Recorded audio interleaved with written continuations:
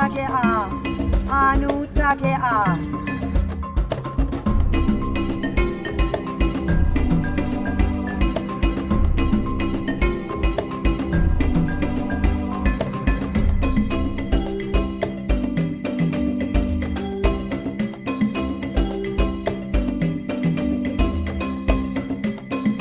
Through this experience, I just learned how sometimes you don't have to have all the skills of all the tools.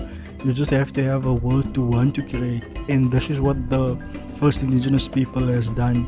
And the Matjieshut is just an example of how with your will of wanting to create, you can not only make something just for yourself, but also something that could inspire a generation of people that follows. And this is what the Matjieshut signifies, basically. The idea of creating when there were no other ideas of creating, basically.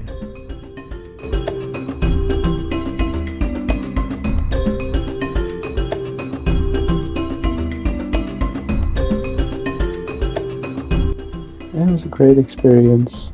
I thoroughly enjoyed myself. I learned many new things. One of them that I enjoyed the most was actually the rope making, from the twine, the entire process of it, and then seeing it being implemented into the building structure itself.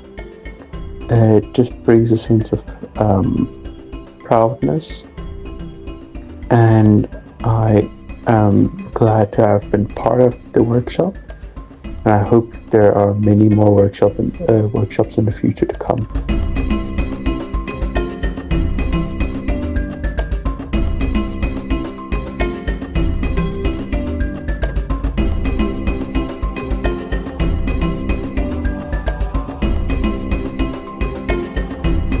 It was a privilege being part of the Matjieshut building process. I particularly enjoyed sewing the matji together using the reeds and the handmade needle.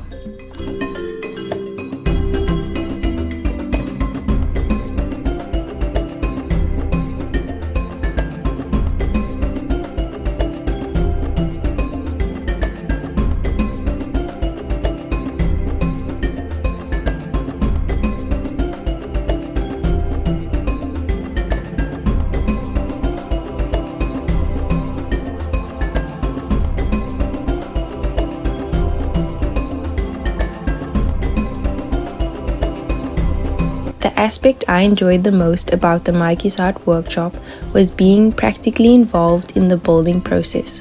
It was refreshing to step outside and learn through doing by using our hands, working with natural materials, and engaging directly with the land.